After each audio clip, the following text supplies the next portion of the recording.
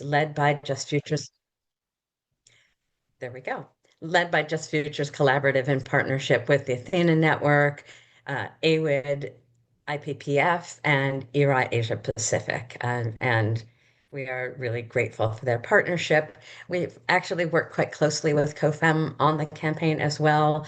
Thanks so much for the participation, particularly the feedback in the early stages. We were super grateful to COFEM for the really thoughtful feedback, and I hope you see that in the way the campaign has proceeded. So, why did we start this campaign? For decades, we've had the same reflex when violence strikes. We pass a law, we increase the sentence, we expand the police force. It feels like action. And at one point, when I started doing this work in the 1990s, there was no understanding of women's rights as human rights, and certainly no understanding of violence against women as something that was unacceptable. And the work to put gender-based violence on the map as something that is not acceptable has been really important work. But what we see today is that the apparatus that we've set up uh, to address and respond to gender-based violence isn't particularly that's the response that's centered in the criminal legal system isn't working. And who pays the price? Women, especially racialized women, migrants, trans and gender nonconforming people, disabled people. Far too often, we find ourselves humiliated by authorities when we try to make a complaint, re-traumatized if we press charges for the kinds of questions that we get asked and the lack of belief that we're consistently faced with, and and left with very few resources. And so it was responding to that that inspired us to start this campaign. 148 countries have laws addressing domestic violence or intimate partner violence, although a recent WHO report showed that the annual decline in partner sexual violence in 2 decades has been 0.2%. So clearly, what we're doing isn't working. And at the same time, it can be really hard to have this conversation, particularly with those of us who've been involved in the gender-based violence movement for years or decades. But it's really time. It's really urgent because what we see is that our responses not only aren't working, they are in some cases actively causing harm, particularly in cases where people who have been harmed through gender-based violence end up being criminalized themselves.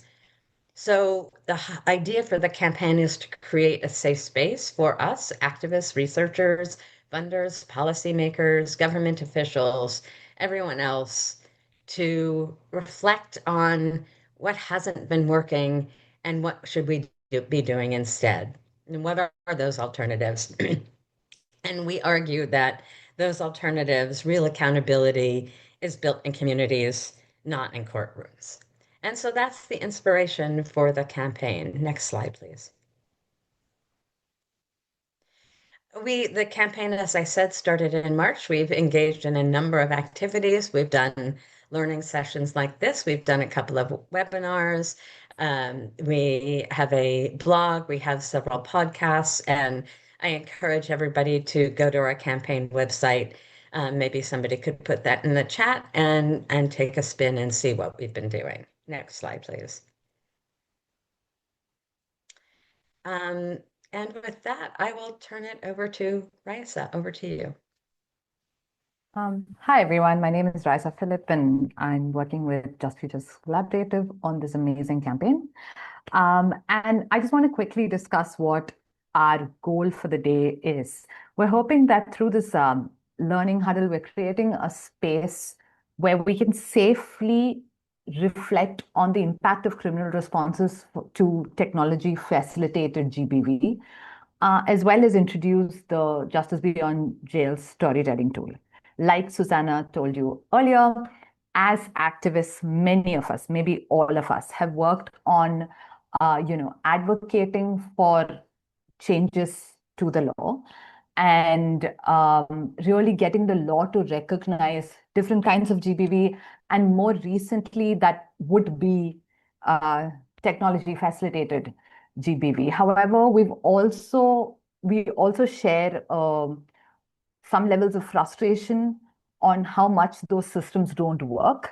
And while we definitely want to acknowledge the the achievement that we have made from getting the law to recognize GBV as a violation of human rights, we also want to be able to discuss where it doesn't work and what we should be doing alternatively, especially in a scenario where conflict is rising, where state-based violence is rising, where anti-gender movements are rising, and so on. So today, we hope to introduce to you the Justice Beyond Jail's interactive storytelling tool and share with you a little bit about why we developed it. We hope to have understand together how criminal legal systems do and do not respond to various forms and various people who experience TFGBV. And based on our combined experiences, we hope that we can visualize better responses to TFGBV that center prevention, safety, and accountability. So that's about our tool. So the Justice Beyond Jail's interactive storytelling tool um, has 8 stories with about 10 characters. And I will tell you a little bit about the tool now. So the tool is designed to challenge the way we think about safety, justice, and the limits of the criminal legal system. We all have narratives and we all have stories about how we have struggled to get a response from the criminal legal system. It might be a personal story, it might be a story in the professional space, it might be a story that we know through a friend. But we want to really, since it's a very common experience, we want to discuss what that means. But we also want to acknowledge, like we said, the amount of effort that has gone into recognizing recognizing GBV as a problem.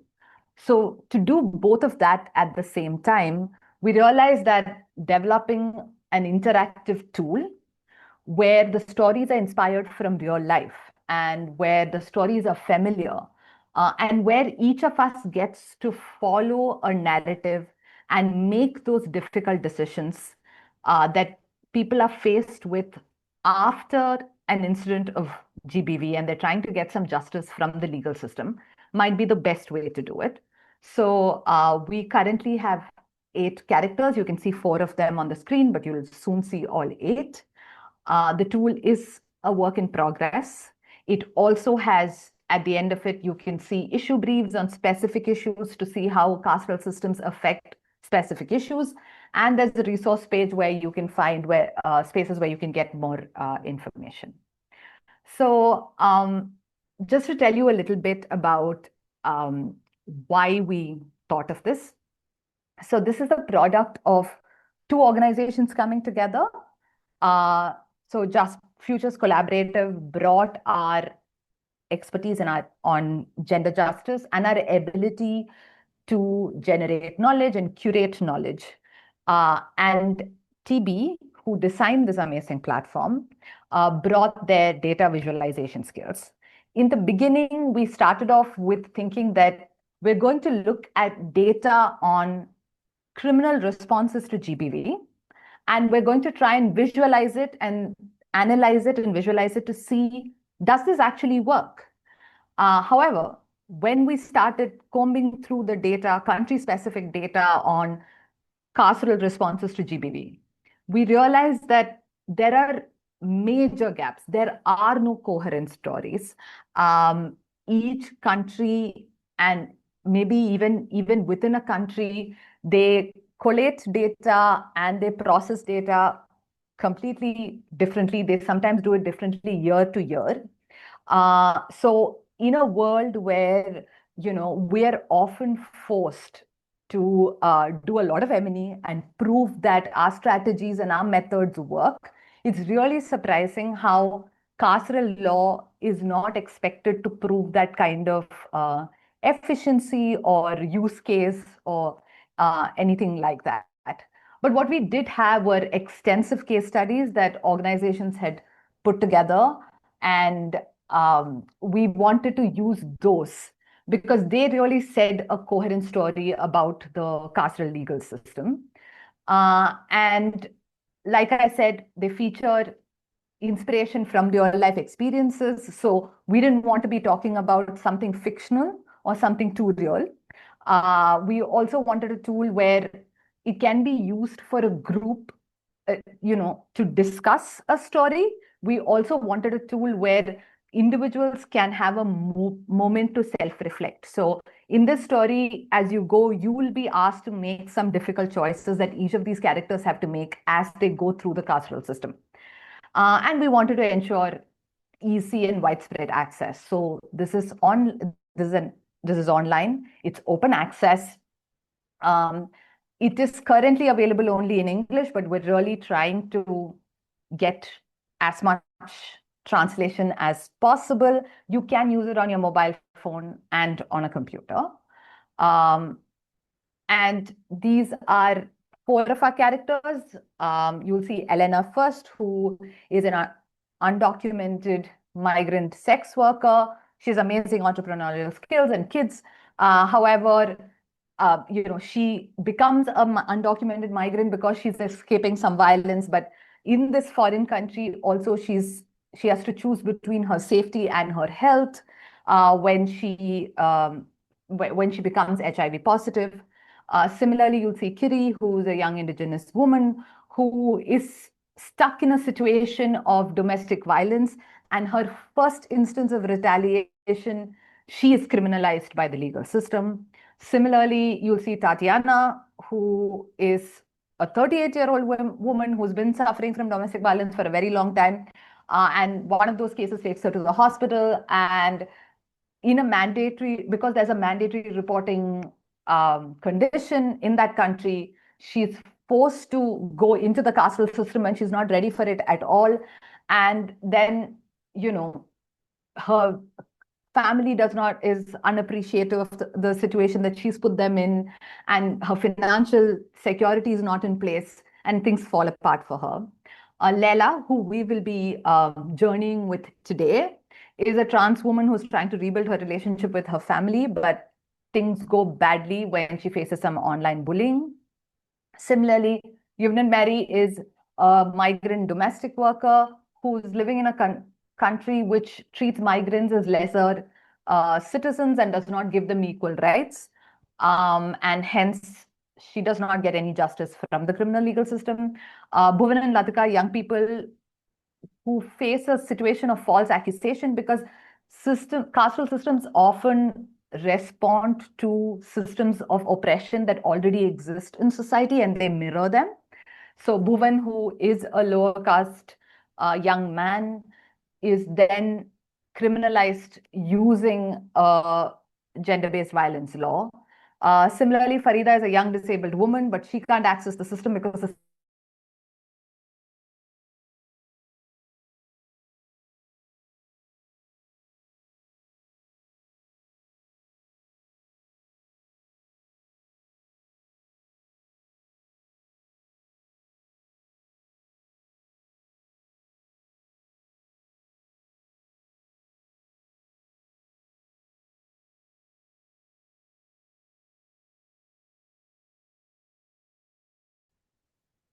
um, so okay. So if all of you can see, you can see the storytelling tool here. If you scan that QR code, or I can also paste the link in the chat. It's there. It's there. It's already there. Correct. Okay. So you can use that. And we will be doing Leila's story today because that's a story that discusses TFGBV. And hopefully we'll be able to discuss a little bit about TFGBV afterwards. But I think first we might be being sent to breakout rooms.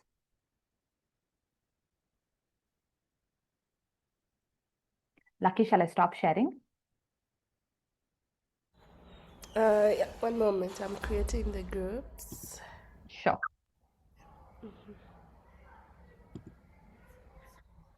Okay, so are we ready to go? Just Yeah. so everybody knows, so what we're asking is that in the breakout rooms, you take some time to try out the tool with Layla's story, and then we'll in the small groups we'll have a little bit of conversation. Then we'll come back to the large group and continue the conversation there. Okay. Thank you. I'm sorry I did not clarify that. And yeah, I will take about 10 minutes to go through Leila's story. Okay. Okay. See you guys in the breakout room.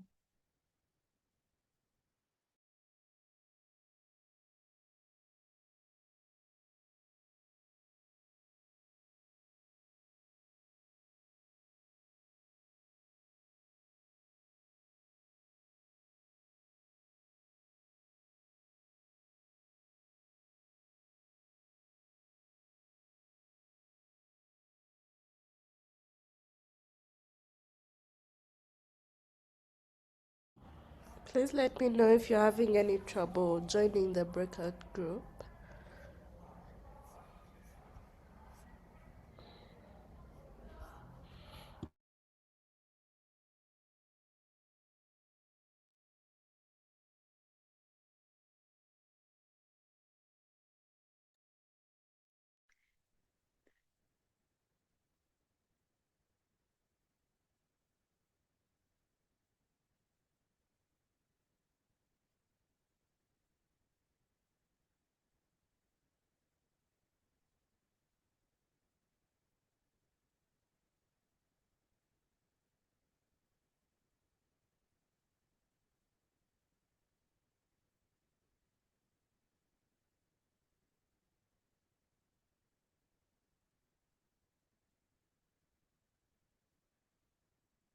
Apologies to my group. Somehow I left before I had to. My apologies to all of you.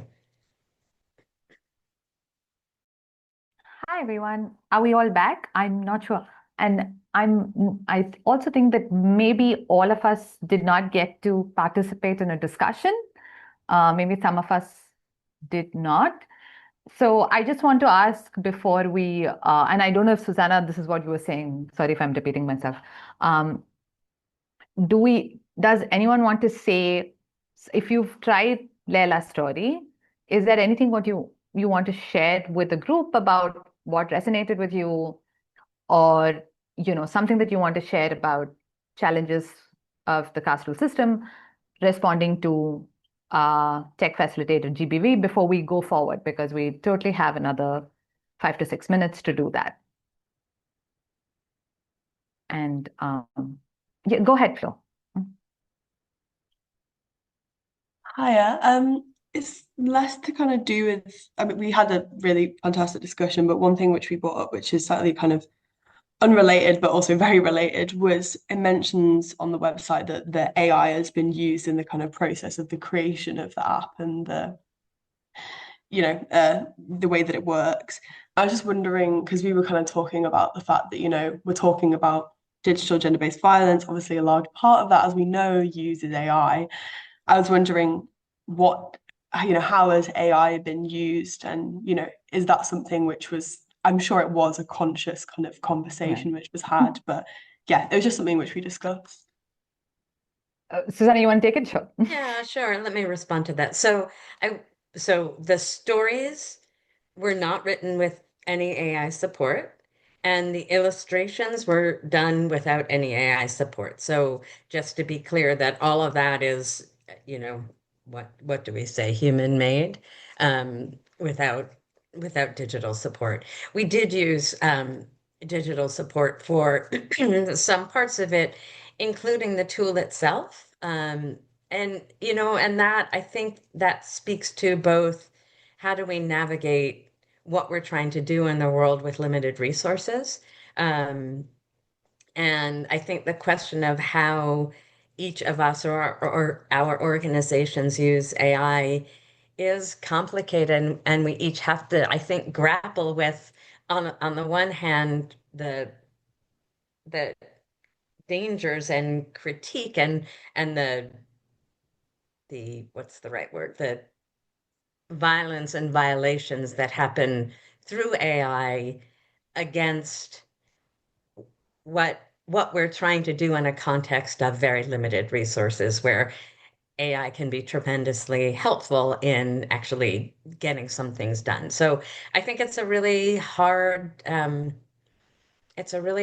set of decisions. And I think it's not one decision. I think it's a set of decisions that happens around any particular piece of work that you're trying to do, given what are you trying to do, what are the resources available to you, and what are the resource constraints you're dealing with. So I hope that's helpful, Flo. I'm really happy to have more of a conversation about that. So, if you want to kind of offline have that conversation, I am super happy to do that. Rice, I don't know if you want to add anything to that. Yeah, I just wanted to say that not just the stories and the images, we also do you say manually? I don't know what to call it. A person developed the choices and the and how we move through each of the stories. And then literally what I think the people who developed the platform did is sort of grab the diagram we had made and then AI developed that into the tool that you can see. So that's what we did. And Flo, thank you for bringing that up because it is something that we talked about multiple times and about data protection and what that looks like and all of that. So we were very mindful and I hope we've used it aligned to feminist principles.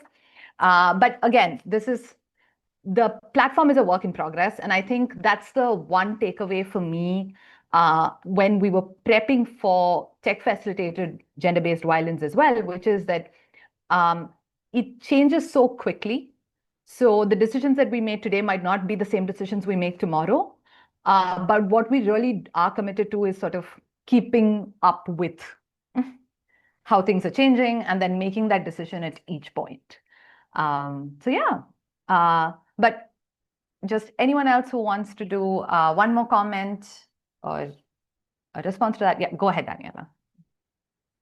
Yeah, sorry, I was in the same group as Flo, and I don't want to, put the whole spotlight on her. And yeah, thank you for raising the comment, Flo. And I think one of the other things that we mentioned, it's the context or that it negatively or how it negatively impacts people and planet, the use of energy and natural resources, and with the scarcity of that and increase on GBV specifically, or indigenous women in the global south. So yeah, for us not to undermine on the fantastic work that you've done, but it seemed a little bit like how with that, like with everything, how do we reconcile the lack of resources and that we want to do something fantastic, but also that it does contribute to a bigger problem. So yeah, thank you. You're absolutely right. I mean, I think it does. We have not counteracted for the ecological element of it, and we do realize that there is some, there's a real heavy weight there. Like we said, it's really because we started off without it, and then we had very limited resources.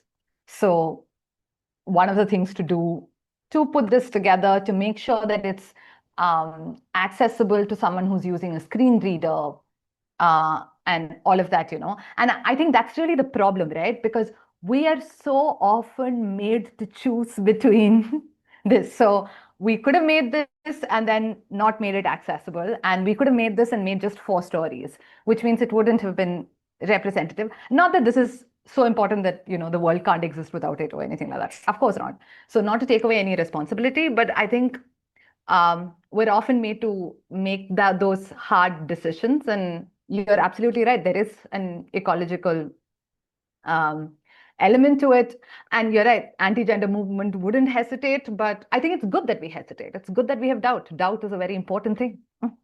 So thank you for raising that. But can I bring us all quickly back to TFGBV, if that's okay? Because I also do want to quickly talk about alternatives. Susanna, should I give you a minute if you want to say anything else from the group you were in or something like that? I wanted to read a comment from Emily, whose mic wasn't working, Sure. who said that one thing that resonated with me was the limitations of NGO support as well, e.g., the limited amount of time they can support for, the fact that she has to pay for shelter after a point, and there are and these are representative of real barriers that survivors often face seeking support in shelters, etc., where services are limited. So even if those are maybe some of the best options available as alternatives to moving through the legal system, they also have challenges. And I wanted to read that out both because that I think that's really accurate. But it also goes to, I think, what we were just talking about, which is Yeah. that we operate in a context of extremely limited resources, all of us, and some of us with more resources, some of us with fewer resources. But let's just say feminist work is not well resourced, nor are the kinds of services that are available to people who have been harmed. Part of the reason why we advocate for a focus on alternatives is that we know a tremendous amount of money goes into supporting the prison industrial complex or the massive growth in prisons, either run by the state or, sometimes in partnership with private companies. And imagine if those resources were directed to the kinds of things we know work at community levels. Imagine what a different situation we'd be in. Anyway, so thanks for Thank that you. comment, Emily. Thank you. And, very in line with everyone's feedback on the stories and the conversation about resources and the hard decisions that we have to make. I think, I just want to quickly take us through. This is not an exhaustive list, but some of the key challenges that come with carceral responses to tech facilitated GBV, which is that so many of these carceral responses are designed as surveillance tools and they override the right to privacy. So very often they end up being used by the state as a way to sort of keep tabs on and many a times criminalize people who oppose state policies. So WHRDs, journalists, protesters, and at a personal level, sometimes to stalk people, and so on and so forth, depending on who is that individual who holds the access. And then, getting those people, like getting accountability from those people are just really difficult because as we saw with Leila's case, going through that process is very, very tiresome. Of course, like with most versions of GBV, marginalized people and minority groups are most affected. And like Eunice in our group rightly pointed out, very often the law enforcement system is not accessible to many marginalized groups because either their work is criminalized, their identities are criminalized, or it's not accessible because it's not a great space for them to go in and get a good response. Similarly, TFGBV, that's very unique to TFGBV, is that it's very dynamic in nature. So, today you have AI and deep fakes, and tomorrow you don't know what AI is going to do. So those shifts in responsibility is something that the carceral system is not designed to keep track of. It ideally defines a criminal act and then punishes that act. And here you can't really define it exactly because we don't know what it can look like. And also, many instances of TFGBV are not registered as crimes because you're not able to prove material impact. but it's really a very good warning system to a physical harm that can happen, but it's not actionable because there's no way for us to know if in 100 cases where people are just saying random things online, one of them might turn out to be true. The legal system is really not suited or does not have the capacity to respond to that. And it's really not built to respond in a way that a person who's harmed wants. So mental health support, which is really one of the largest consequences of TFGBV, or even when TFGBV then exists to real spaces in real life. Like, for example, in Leila's case, her workplace became very hostile, or the shelters became very hostile. There's nothing that can help support her in those situations. And it really does limit the responsibility on tech companies. And I think we will talk about that a little bit more when we discuss what we should really be doing in terms of envisioning alternatives. So I'll stop there and I'll also stop sharing so we can see each other, or at least I can see everyone else. And I'll just hand it over to you, Susanna, to do our next part about, what can an alternative model policy look like? Thanks, Raisa. I just wanted to reiterate the point, and I think Layla's story really says it. There's no firewall between online and offline violence. Her father attacks her because she was outed, and she was outed because of TFGBV, because of online bullying. And I think that, that move from online to offline or offline to online is is complicated, common, and extremely difficult to grapple with. So thanks I just wanted to reiterate that point. Yeah, Daisy, please go ahead. Sorry, it was a little bit back from before, but I just wanted to say that one thing I really found interesting, and I think is really interesting about technology facilitated gender-based violence, is I suppose, and I'm like thinking as I'm talking, so I could be wrong, so I'm thinking out loud, but when we're thinking about like anti-carceral approaches to gender-based violence, I think there's a real opportunity, like what was put on the previous slide, that when it comes to technology, there is another platform that can be held accountable for the harm. So like obviously like Meta or WhatsApp or whoever these people that are allowing this like online bullying to go on. And I think that actually technology facilitated gender-based violence represents a really interesting version of gender-based violence where we can actually start, because we don't have a lot of the law hasn't caught up with it, and we also have another person to blame that's not like an individual per se, like somebody else that we could also hold responsible for some harm that's separate to the entire situation.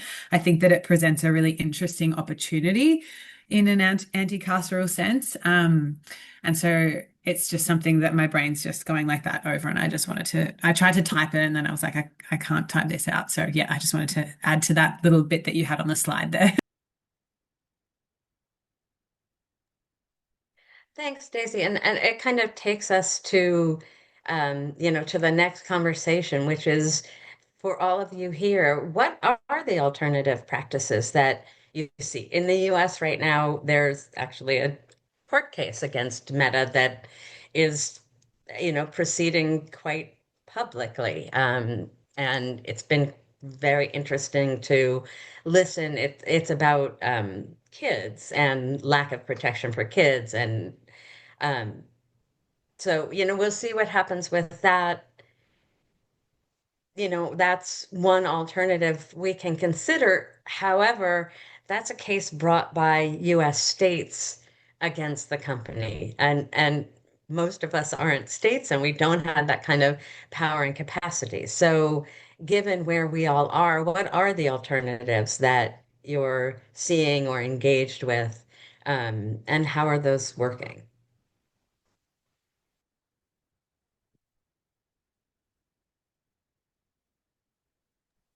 And just a note that Lucky has put in the chat some of the material from the TFGBV series that COFEM's been doing.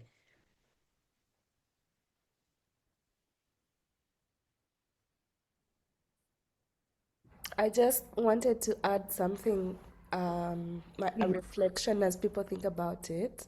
One of the key pieces that came out from the different pieces out of the different regions is how it is the wealthy 1% white men that actually develop and own most of these platforms. And so it is a bit hard for the same people who run the carceral systems and the court systems to hold them accountable because they do benefit from, for example, Elon Musk owning Twitter benefits the president of the US, and many other people in power.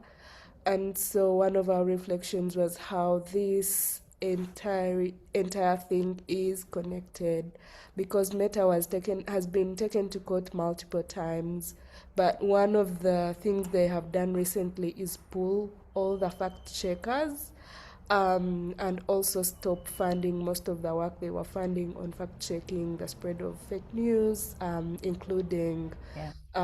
limiting reach of some of the activist work that we do. So yeah, sorry, not a solution, but one of the things that has come Yeah. out.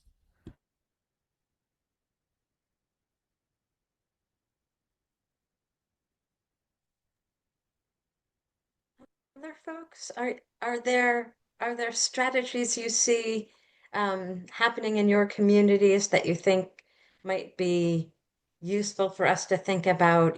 Can we scale those up? Can we adapt them? What are the kinds of things that you're seeing that, maybe they're not working yet, but they are community-based, they're pilot projects, um, but they're ways that we can try to advance our own safety?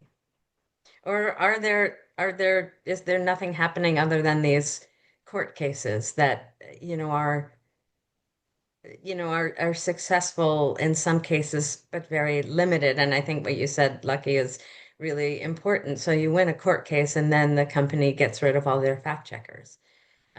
So what are we actually gaining from that? Please, Flo, go ahead.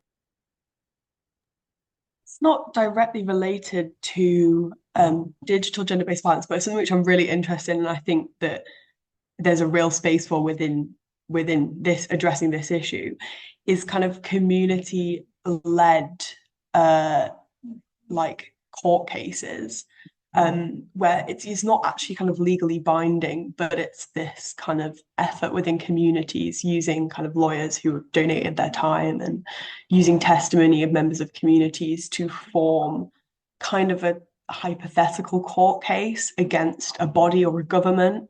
I think it's extremely powerful. And I think that that kind of thing, especially, as Lucky was saying, you can't really take Meta to court as an individual because that's just near impossible. But been able to gather lots of testimony and create a lot of noise in this way, I think is a really fantastic way of tackling this issue. Thanks, Flo. I mean, I'm wondering if anybody is in a community or connected to community that has been doing that.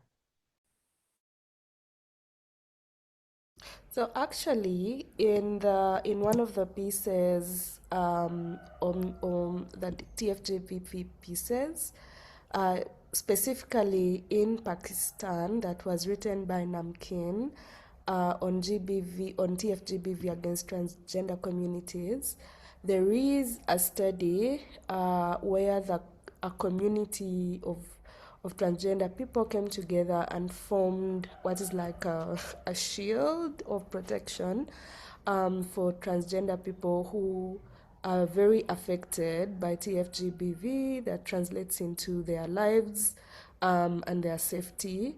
So they provide tools for navigating TFGBV. They provide, I think, temporary shelter, and some psychosocial support. So I think it's actually quite a concrete example of community organizing. Thanks, Lucky. It sounds a lot like what we talk about in Layla's story, actually. Um, Thanks for that. Yes, uh, Marina or Mariana, sorry, I'm having Martina. trouble. Hi, Marina, please go. So in Europe, we have the Digital Service Act, which is actually it's an amazing policy, but unfortunately, it's just theory because we have a lot of problems, especially with Meta. So again, and with Elon Musk, because X is the platform for hate speech. So yeah, it is a very good tool. It's a tool that is really shaped against hate speech online, but unfortunately, we cannot reach the North American server. So it is quite controversial. Like I've been done a lot of projects on hate speech online, but each time we try to create different tools, it fails completely because we cannot report things. So I don't know, maybe we need a international digital service act.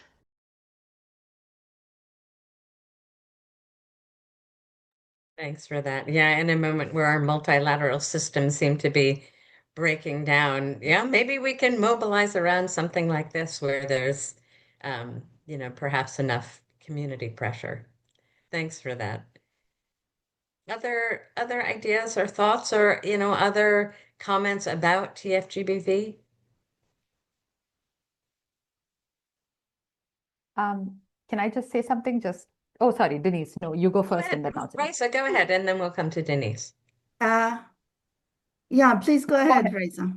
Okay. No, I just wanted to say that there are many ways in which feminist spaces online are organized that I think we can learn from. I think each of us would have organized spaces where we've been able to take safety security into account. We've been able to take safety security of different groups of people into account. So depending on who's coming in, we've been able to spend time, check what is the least safe person, and then we'll all comply with that. So we have very good models of how do you ensure safety online, how do you manage these spaces, how can we maintain these digital spaces as spaces of organizing, spaces of empowerment in some ways, and spaces of learning. So I feel like there's something to learn from there itself. And secondly, I think there are quite a few organizations around the world, very small ones, that are helping communities understand that what they're experiencing is tech facilitated GBV. And sometimes we have to start there. Just awareness around, not just around what you can do, but this practice, which feels like your body is not harmed, but is an instance of tech facilitated GBV, I think itself is very important information that lots of small groups around the world are sharing. Sorry, Denise, go ahead. No, thank you. It's actually quite related to what I was going to say. I know I am just the tiniest drop in the ocean, but what I've been doing, and I do usually monthly a session online, which is free. And basically, what I've been doing is actually teaching parents how to actually teach their children about the online world. So I worked most of my career in Mozambique. So basically, I wouldn't say we're still giving baby steps, but many teenagers and many children are basically starting to go online and starting their periods of their lives online. So what I've been doing is actually teaching parents to be there for their children, to actually give them a mobile phone whenever it is needed. And before they do so, teach their children the dangers that are out there. So I'm probably also being naive here, but I think somehow we have to actually start from this very beginning where we teach everybody, not only boys, that this kind of communication or this kind of speech is actually harmful. And this is how it harms other people that you can even see. So this is what I actually doing. And perhaps we should be spreading out more. I know we have to fight, we have to keep on doing this fight because it's definitely necessary. But we also should be aiming at those, the very beginner ones, about the online world and the online harmful content that exists out there, and especially teach the younger generations about the consequences of such and the impact of such actions. So, Raisa, if you could share with me the organizations doing that, I would be very glad to actually reach out to a few of them and maybe join forces somehow. Thank I you. think that is amazing and great. Could you send me a DM with your email ID and I'll send it? I just wanted to say, I think it's really interesting, Denise, because it's kind of the opposite of what we see countries doing who are trying to ban social media for young people. And I think, your approach is really very different from that, and maybe much more promising. Somebody else had their hand up. It was me. Yes, Eunice, And please go ahead. I see most of it. I think you pointed to it because some of these spaces are actually so, I'm even lacking a term to put it to. Some of them, the aunties use them to counterattack the kind of work that we do. And once they just find out that I will use an example of X. If they find out that, oh, we have this activist on here who is actually, fighting for women's rights, responding to, most of these attacks, and you will see people report your account or your page multiple times for it to actually be closed down. And it happened to me. I'll use a recent situation. There is an actress called Anne Hathaway who just recently just went through a very horrible, situation online of just, you know, I am sorry to use the word white, but most of them were, every time I checked her profile, they were white men, abusing a woman who is pregnant online and, saying all these nasty things of, oh, she's faking it and this. And because, oh, she's a celebrity who has to keep her, image and not respond and do this, it kind of prompted me to just create a separate account and respond to these people. And guess what? This new account that I created, people were reporting it actually. Imagine, I was not abusing people. I was directly responding to people and giving them facts and checking them out with their misogynistic, things. And I'm like, oh my God, if they can actually report my account without even putting out any harm, then I can imagine if they really know someone who is like a feminist, a global feminist, who is like really, really known. I can imagine the attacks that go to them, the inboxes, the messages.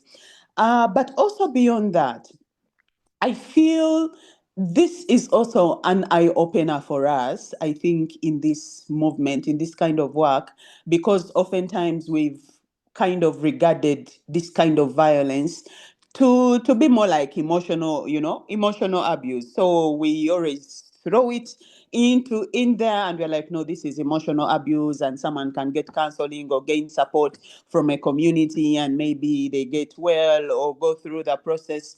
But for sure, this kind of abuse sometimes leaves like a mark. I want to say a mark onto this survivor that sometimes they can't even get back. And still using Lila's story, yes, someone will pretend to go on with their lives and all this, but there is this harm that has been caused to them that is really, it can't really go away. And for me, I have a question to maybe Kofem, and I'm happy Lucky is here, but I also have a question to you as a team that has developed this specific tool.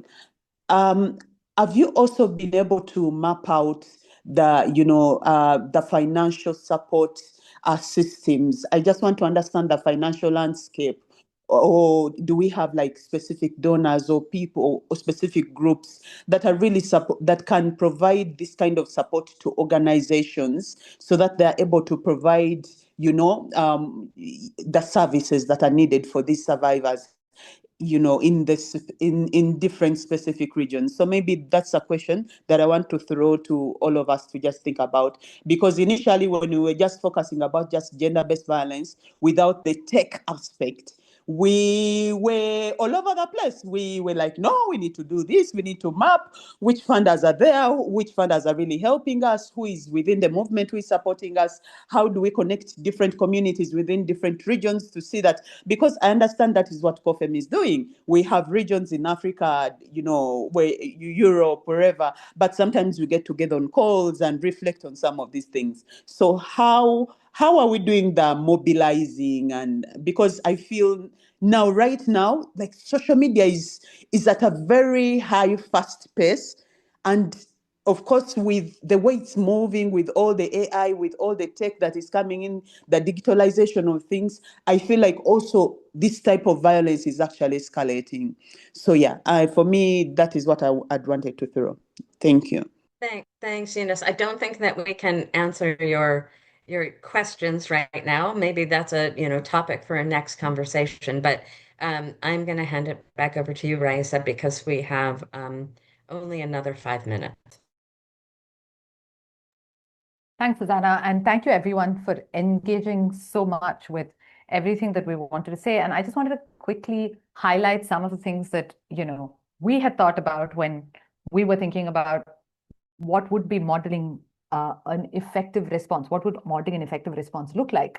So definitely center restorative justice models, survivor-led justice. So focus on resource or focus on strengthening support like mental health support, the ability to identify TFGBV, the ability to report and ensure action, and things like the ability to take away the digital footprint that most survivors are unable to do. Enforce obligations on tech companies to prioritize safety by design. So if I think as group of feminists who are not tech people, we can make our online spaces safe. They can definitely design their platforms to be safe. There's also, I think, like Daisy was pointing out, how these ads that are leading to trafficking reappear. There's also no transparency on what is the linkage between business profit and benefit for these big tech companies and how they make these decisions about what is taken down and what is not. Because the only response you can expect to get from them, unless you take them to court, is either that this complies with their guidelines or it does not. So, and you can see their safety guidelines, that's it. The decision-making process as such, we don't have any transparency, and they're not a state body, so we can't expect that kind of response from them as well. There's, of course, what are the laws that we should be focusing on? So for people like me who come from spaces like, global South spaces, for us, definitely, we want better laws that are protecting our privacy and our human rights over laws that are trying to respond to TFGBV through surveillance or restrictions.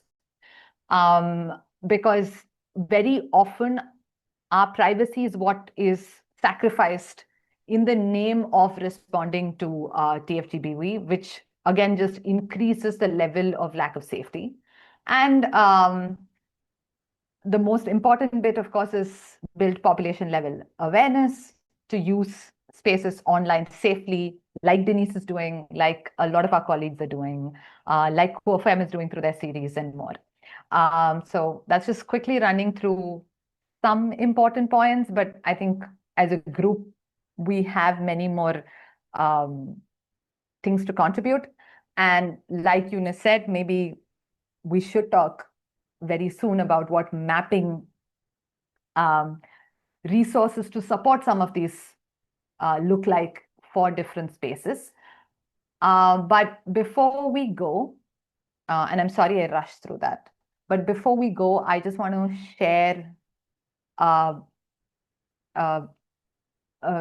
form where, for your feedback, you can take 2 minutes and do it right after or right now as we're speaking to you and closing the session. But yeah, we just wanted to, just understand what one of your takeaways from the session is. What is that one thing that you might be thinking about differently?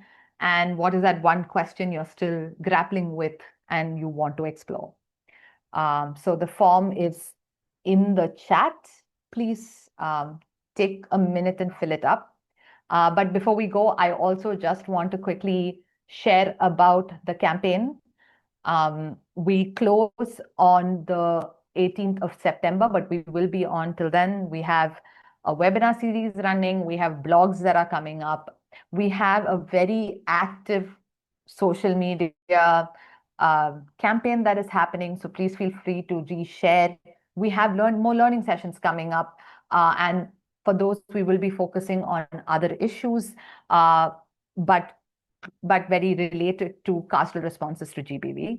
So please join us. And if, of course, you have any feedback, any suggestions, we absolutely would like to hear from you. And please feel free to share and use the tool as much as you would like. I'm going to leave the QR code to the tool on your screen, but I just want to check with Lucky because I'm sure she has something to say. Thanks both. Thanks both. I will hand over to Simone to close. Sorry, Simone. Hey, thank you so much. It has been a really engaging conversation. I also, the first time I engaged with this like simulation was like, this is incredible. This is incredible. As a former, Goosebumps person, this is definitely like, yeah, right up my alley. So it's been really great to collaborate with Just Futures, but also to be able to have this conversation. And we definitely hope that we can continue this and that it doesn't just stop here. There are ways you can engage with CoFem on social media. If you look us up, you'll be able to see a lot of our future events that are coming up. We have one coming up in September. And similarly, I believe with the Just Futures platform, you can go explore, go through all the different options, reflect, think. And I think also what's really powerful about this community is, you can bring it over to whatever space in the world you're in and have even more conversations about this. So thank you on behalf of CoFem for coming through for this Just Futures Collaborative. Thank you so much for giving us this tool as an opportunity to reflect and dream about alternative realities. And we hope everyone has a wonderful rest or start of their day, depending on where you are.